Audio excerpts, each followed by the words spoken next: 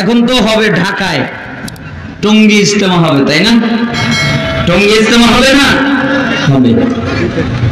যেই ভাইয়েরা ওই জায়গায় যায়, যেই ভাইয়েরা ওই তাবলীগ করে, যেই ভাইয়েরা ওই দাওয়াত দেয়, তারা আমাকে বলে যে আপনি এমন কেন? কেন? এই লোকেরা নামাজের কথা বলে, এই লোকেরা মসজিদে ডেকে নিয়ে আসে, নিজের টাকায় খায়, নিজের পয়সায় খায়, নিজের মতন নিজের অর্থ ব্যয় করে তারা 40 দিনের চিল্লা করে, 40 দিনের চিল্লা দেয়, তারা মানুষকে নামাজের দিকে ডাকে। আপনি তাদের বিরুদ্ধে কথা বলেন কেন? তা আমি বলেছি, আমি তো তাদের বিরুদ্ধে কোনোদিন কথা বলিনি। আমি কি বলেছি? যে এই তাবলীগ জামাত এর কাছে যাবেন না, এরা জঘন্য, এরা খারাপ, এরা বর্বর। আমি তো এ কথা বলিনি। আমি আয়াত পড়ি আর আয়াত ওদের ঘাড়ের উপরে পড়ে, তো দোষ কি আমার না আল্লাহ? আয়াত তো আমি বানাইনি, আয়াত আমি বানিয়েছি।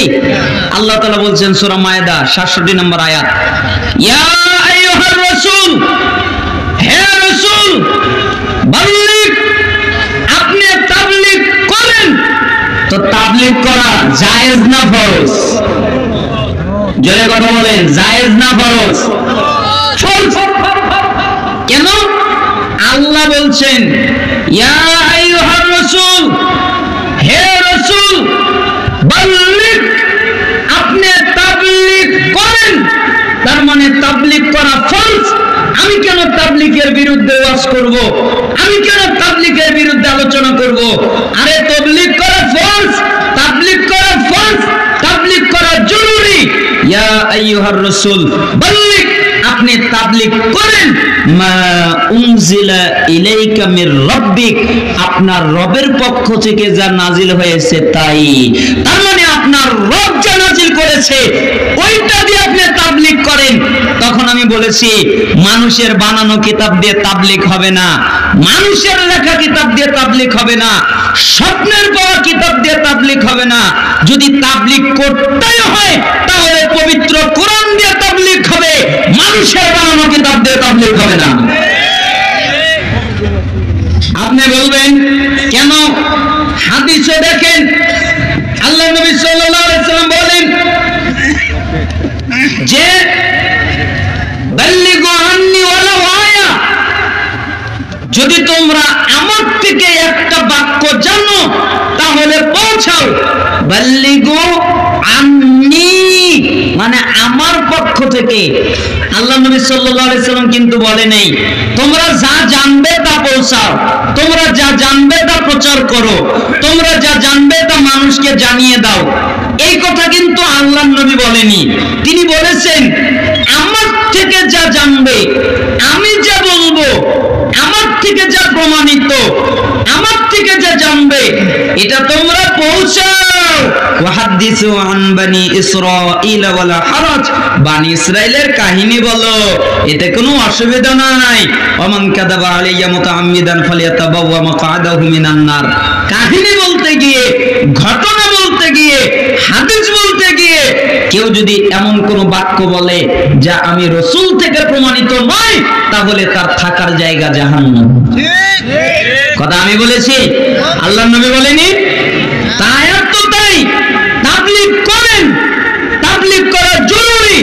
তবে শর্ত হলো আমি যা নাজিল করেছি তাই। ওয়াইল্লাম তাফআল ফামা বাল্লাগতা রিসালাতাহু, আর আপনি যদি তা না করেন তাহলে রিসালাতের দায়িত্ব পৌঁছালেন না। হে নবী, আপনি যদি কোরআন দিয়ে তাবলীগ না করেন রিসালাতের দায়িত্ব পৌঁছালেন না। তাই আমি বলেছি তাবলীগ করা জরুরি, তাবলীগ করা ফরজ। তাবলীগ করবে সেটা হবে কোরআন দিয়ে, তাবলীগ করবে সেটা হবে সহিহ হাদিস দিয়ে। কেউ যদি কোরআনের পরিবর্তে, সহিহ হাদিসের পরিবর্তে মানুষের বানানো তরিকা দিয়ে, মানুষের বানানো পদ্ধতি দিয়ে তাবলীগ করে, ওটা আল্লাহর তাবলীগ নয়, ওটা শয়তানের তাবলীগ। তাবলীগ তো জায়েজ, তাবলীগ তো বৈধ, শর্ত হলো আল্লাহ তাআলা যা নাজিল করেছে তা, সত্য হলো আল্লাহর নবী যা দিয়েছেন তা, ঠিক না? তাহলে কি আমি কি তাবলীগের পক্ষে নাকি কোরআন সুন্নাহর বিপক্ষে যারা ডাকে তাদের বিপক্ষে? তাবলীগের পক্ষে না, পক্ষে। অনেক লোক বলে থাকে যে ব্যাপার কি, আপনারা আমরা যে আমল করি, আমার বাপ দাদা যে আমল করে, আপনারা এসে এসে বাপ দাদার বিরুদ্ধে ওয়াজ করেন, বাপ দাদার আমল আপনারা নস্যাৎ করে দেন, ধূলিসাৎ করে দেন। আচ্ছা, এই কথা কি আমরা বলছি? সূরা মায়েদা 104 নম্বর আয়াত, ওয়াইদা কিলা লাহুম তাআলাউ ইলা মা আনজালাল্লাহ ওয়া ইলা রাসূল ক্বালু হাসবুনা মা ওয়াজাদনা আলাইহি আবাআনা আওয়ালাউ কানা আবাউহুম লা ইয়ালামুনা শাইআ ওয়া লা ইয়াহতাদুন। আল্লাহ তাআলা বলছেন, যখন ওদেরকে বলা হয় আসো আল্লাহ যা নাজিল করেছে তার দিকে আসো, রাসূল রাসূলের দিকে আসো, এদেরকে যখন বলা হয় আল্লাহর দিকে আসো, এদেরকে যখন বলা হয় রাসূলের দিকে আসো, তখন এরা বলে না না না না না, আমরা আমাদের বাপ দাদাদের যার উপরে পেয়েছি তার উপরেই আমরা থাকবো, ঠিক না? আমাদের বাপ দাদা কিছু বোঝে নাই, বাপ দাদারা কি তাহলে ভুল করে গেছে? তা আপনাদেরকে আমি বুঝাই। আচ্ছা, বাপ দাদা যা করেছে আপনিও তাই করবেন, এখান থেকে তো আপনি মানে অটল, এখান থেকে আপনি নড়বেন না, ঠিক আছে? আচ্ছা, সত্যি করে বলবেন, এখানে যারা মুরব্বীরা আছেন, দাদা, আমি দাদা বললাম, যারা মুরব্বী দাড়ি পেকে গেছে, তারা বলেন আপনাদের দাদার সময় ঘর কি 10 তলা ছিল না সোনের ছিল? খেয়াল, সোন মাটি, তাই না? এগুলো ছিল, তাই না? আচ্ছা, আপনার দাদার সময় এই বাল্ব এগুলো ছিল? আপনার দাদার সময় এই যে মোবাইল, স্মার্টফোন এগুলো ছিল? আপনার দাদার সময় যেই ফ্যানে বাতাস খান ওই ফ্যান ছিল? আপনার দাদার সময়, আপনি বুড়া হয়ে গেছেন তো ওযু করতে কষ্ট হয় তাই বাড়িতে গিজার লাগিয়েছেন কারেন্ট দিয়ে, তা আপনার দাদার সময় কি গিজার ছিল, কারেন্ট ছিল না? তা আপনার কাছে আমার প্রশ্ন, আপনিই তো বলছেন বাপ দাদা যা করবে আমি তাই করব, তো বাপ দাদা তো ফ্যান ব্যবহার করে নাই, বাপ দাদা তো লাইট ব্যবহার করে নাই, বাপ দাদা তো মোবাইল ব্যবহার করে নাই, বাপ দাদা তো কারেন্ট ব্যবহার করে নাই, বাপ দাদা তো বাস কার গাড়িগুলো ব্যবহার করে নাই, তো বাপ দাদা যা করেছে আপনিও তাই করেন, বাড়িতে গিয়ে বিল্ডিং একটা করে ভাঙেন আর সবগুলো ফ্যান নামিয়ে ভেঙে ফেলেন, কারেন্টের লাইনগুলো কেটে দেন, আগের যুগে দাদার যুগে ফিরে গিয়ে আপনি কুপি বাতি আগুনের বাতি জ্বালান। আপনি তো বলছেন বাপ দাদা যা করবে আমি তাই করব। আপনি এটা বোঝেন, তখন আপনি বলেন কি জানেন, কয় বাপ দাদার সময় তো অ্যাভেলেবেল ছিল না, বাপ দাদার সময় লাইট ছিল না তাই ব্যবহার হয়নি, বাপ দাদার সময় কারেন্ট ছিল না তাই ব্যবহার হয়নি, বাপ দাদার সময় ফ্যান ছিল না তাই ব্যবহার হয়নি, বাপ দাদার সময় মোবাইল ছিল না তাই ব্যবহার হয়নি। তা আমরাও তো বলছি বাপ দাদার সময় কোরআন সুন্নাহর চর্চা এত তাড়াতাড়ি পাওয়া যায়নি, এখন মোবাইলে কোরআন পড়া যায়, মোবাইলে তাফসীর পড়া যায়, মোবাইলে হাদিস পড়া যায়, ইচ্ছা করলে মক্কা মদিনার নামাজ সালাত মোবাইলের মাধ্যমে দেখা যায়। তাই তো আমরা বলি আমরা বাপ দাদাদেরকে মানি না, আমরা মানি কোরআন সুন্নাহ আর ফলো করি মক্কা মদিনা, তাই না? তাহলে আপনি যদি বাপ দাদার যুক্তি দেন তাহলে ওই ক্ষেত্রে আপনার খাটে আর এই ক্ষেত্রে খাটে না, এটা কেমন হবে? দুই জায়গায় সুবিচার করতে হবে। আবার আপনারা বলে থাকেন, আপনারা কথা বলেন, আপনারা আলোচনা করেন, আপনাদের লোক সংখ্যা কম, লোক সংখ্যা অল্প, আর তারা কথা বলে, তারা আলোচনা করে, তাদের লোক সংখ্যা কত অধিক বেশি আর আপনাদের কত কম, তাই না? হাদিসের ভিতরে কি এসেছে? বাদা আল ইসলাম গরিবান ওয়া সায়াউদু কামা বাদা গরিবান ফাতুবা লিল গুরাবা।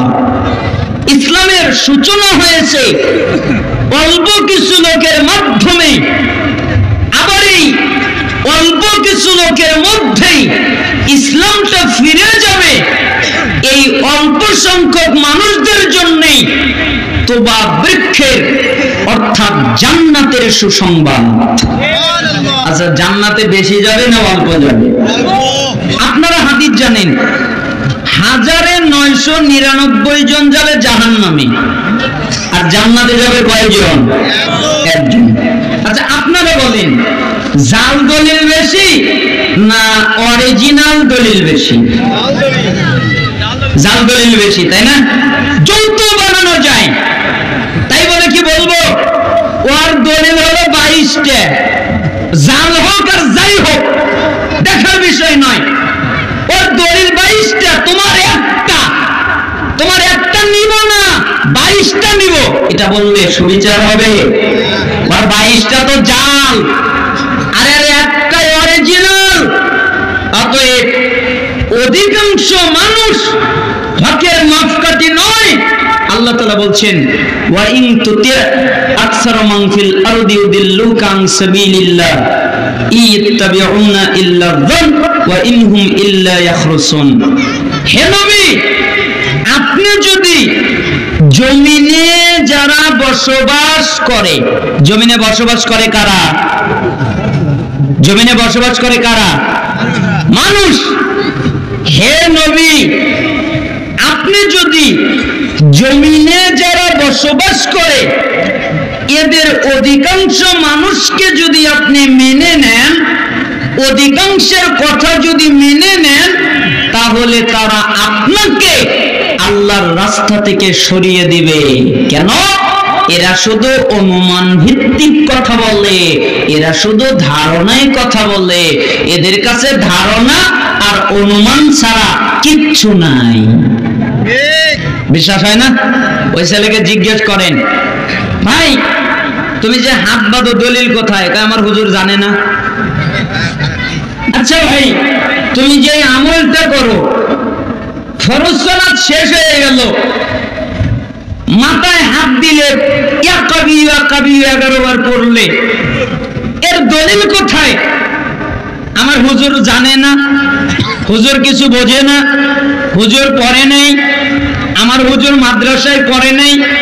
তার মানে তাদের কাছে ধারণা। আর আপনি একটা আহলুল হাদিস রিকশাওয়ালা, তাকে যদি জিজ্ঞেস করেন তুমি যে রফিল আদান করো দলিল কোথায়, সে জবাব দিয়ে দিবে সহিহ বুখারী হাদিস 735, 736, 37, 38, 39। তুমি জোরে আমিন বলো, দলিল কোথায়? হাদিস সহিহ বুখারী 780 নম্বর হাদিস। তার মানে এদের কাছে দলিল আছে আর তাদের কাছে দলিল নেই। এই জন্য অধিকাংশ মানুষ দলিল ছাড়া চলে আর অল্প মানুষ দলিল দিয়ে চলে। তাহলে কি আমরা অধিকাংশ মানবো না অল্প মানবো? অবশ্যই কোরআন এবং সুন্নাহর পক্ষে যারা, তাদেরকে আমরা মানব।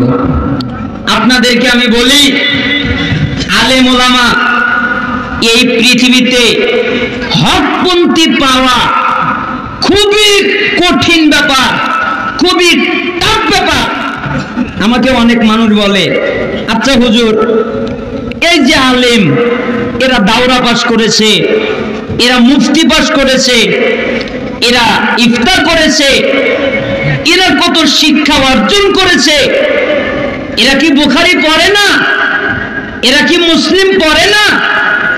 এরা কি কোরআন পড়ে না? আমাকে এই কথা অনেকে বলে। তখন আমি তাকে একটা আয়াত শোনাই। আয়াতটা কি? কোরআন আশ্চর্য একটা কিতাব, আপনি যা চাবেন আল্লাহ তাই কোরআনে রেখে দিয়েছেন, সব আছে। তো কোরআনের কাছে আমি জিজ্ঞেস করি, আচ্ছা আমাদের আলেম উলামা এরকম কেন? বুখারী পড়ে, আর এক শ্রেণীর আলেম আছে মাথায় বুখারী নেই। কয় আল্লাহর কসম মাথায় বুখারী বলতেছি, এই বুখারীতে জোরে আমিন বলার হাদিস নাই। বলে না? আপনাদের এলাকায় এসে বলে কিনা জানি না, আমাদের এলাকায় খুব কয়, কারণ আমাদের এলাকায় তো আর আহলে হাদিস নাই। আমাদের এলাকার জটিল ও কঠিন অবস্থা। মাথায় বুখারী নিয়ে বলে আল্লাহর কসম বুখারীতে জোরে আমিনের হাদিস নাই। তা আমি মাঝে মধ্যে বলি ওরা তো বলবেই, কেন? তা আমাকে মাঝে মধ্যে জিজ্ঞেস করে কেন? আরে ওরা যদি না বলে তো কোরআন মিথ্যা হবে। তারা আমাকে বলে বলেন কি, কোরআন না বললে কোরআন মিথ্যা হবে কেন? আচ্ছা তুমি বলো তো সূরা বাকারার 75 নম্বর আয়াত, যেখানে আল্লাহ তাআলা বলছেন আফাতাতমাউনা আইয়ুমিনু লাকুম ফাকাদ কানা ফারীকুম মিনহুম ইয়াসমাউনা কালামাল্লাহ সুম্মা ইউহাররিফুনাহু মিন বাদি মা ক্বালু ওয়া হুম ইয়ালামুন। তোমরা কি আশা করো তারা তোমাদের কথা ঈমান আনবে? তোমাদের যেমন ঈমান, তোমাদের যেমন আকীদা, তোমাদের যেমন বিশ্বাস, তোমাদের যেমন আমল, এইরকম তারা আসবে, তোমাদের মতো বিশ্বাস করবে, তোমাদের কথায় ঈমান আনবে। তোমরা কি তা আশা করো? শোনো, ওদের মধ্যে একটা দল আছে, একটা গোষ্ঠী আছে, সবাই নয়, একটা দল, একটা গোষ্ঠী, যারা আল্লাহর বাণী শোনে অতঃপর বোঝে। আচ্ছা আপনারা বলেন তো আল্লাহর বাণী বোঝে কারা? আপনারা বুঝতে পারতেছেন না। আল্লাহর বাণী এই কোরআন বোঝে কারা? বোঝে কারা? আলেম। বোঝে কারা? আলেম। মাওলানা সাহেব বোঝে, মুফতি সাহেব বোঝে, মুফাসসির সাহেব বোঝে। আর আল্লাহ তাআলা বলছেন ওদের মধ্যে একটা দল আছে যারা আল্লাহর বাণী বোঝে, জানে, আয়াত কি হবে তাও জানে, ফতোয়া কি হবে তাও জানে, মাসালা কি হবে তাও জানে, বুখারীতে জোরে আমিন বলতে হবে এ দলিল আছে তাও জানে, রফিল দান করতে হবে এ দলিল আছে তাও জানে। ওরা জানার পরে উল্টা ব্যাখ্যা করে, বিকৃত করে। আর ওরা যে উল্টা ব্যাখ্যা করে ওরা নিজেরাই জানে আমাদের ব্যাখ্যা ঠিক নেই। আচ্ছা কথাটা কি আমি বললাম? কে বলছেন? আল্লাহ। তো এই আয়াত যদি সঠিক হয় তাহলে এক শ্রেণীর আলেম থাকবে না যারা উল্টা পাল্টা ব্যাখ্যা করবে? আয়াত তো সঠিক, তাহলে এক শ্রেণীর আলেম থাকবে যারা উল্টা কথা বলবে, উল্টা পাল্টা ব্যাখ্যা করবে। অতএব আপনাদের কাছে আমার জোরালো দাবি, আপনারা দলিল সহকারে আলোচনা শুনবেন, আপনারা তাবলীগ করবেন আল্লাহর কিতাব দিয়ে, মুহাম্মদ সাল্লাল্লাহু আলাইহি সাল্লামের হাদিস দিয়ে। আপনারা বাদ দেবে, আপনাদের দলিল নয়, আপনাদের দলিল হচ্ছে কোরআন, আপনাদের দলিল হচ্ছে সুন্নাহ। আপনাদের দলিল অধিকাংশ নয়, আপনাদের দলিল কোরআন সুন্নাহ। সেটা অল্প হতে পারে, কারণ ইসলামের সূচনাটাই অল্প সংখ্যকের মধ্যে, আবার ফিরে যাবে অল্প সংখ্যকের মধ্যে। আপনারা অবশ্যই জেনে রাখবেন এক শ্রেণীর আলেম থাকবে যারা মানুষকে গোমরাহ করবে। এই জন্য আপনাদের প্রত্যেককে প্রয়োজনীয় জরুরি পর্যায়ের ইলম অর্জন করতে হবে, জানতে হবে। আপনি যদি না জানেন বুঝতে পারবেন না। অঙ্ক যদি আপনি না জানেন, আপনি যোগ জানেন না, একটা লোক লিখলো 2 আর 2 22 হয়, আপনি বললেন ঠিক, আরেকজন বলল 2 আর 2 6 হয়, আপনি বললেন ঠিক, আরেকজন বলল 2 আর 2 8 হয়, আপনি বললেন ঠিক, আরেকজন বলল 2 আর 2 4 হয়, আপনি বললেন ঠিক। আসলে কি চারটাই ঠিক? কয়টা ঠিক? একটা। জানবেন কেমনে? অঙ্ক জানলে জানবেন। আপনি যদি অঙ্ক জানেন তাহলে বুঝবেন কার অঙ্ক ঠিক। আপনি যদি কোরআন সুন্নাহ জানেন, কোরআন পড়েন, হাদিস পড়েন, তাহলে আপনি বুঝতে পারবেন। হয়তো মুফতি হতে পারবেন না, হয়তো অনেক দামি বড় ফকিহ হতে পারবেন না, কিন্তু ইনশাআল্লাহ আপনি যদি কোরআন হাদিস পড়েন এতটুকু জানতে পারবেন কে হক আর কে বাতিল। অতএব আল্লাহ তাআলা আপনাদেরকে যেন কোরআন হাদিস পড়ার তৌফিক দান করেন। আল্লাহকে বলেন, হে আল্লাহ, আমাদেরকে কোরআন এবং সুন্নাহর জ্ঞান অর্জন করার তৌফিক আপনি আমাদের দান করেন।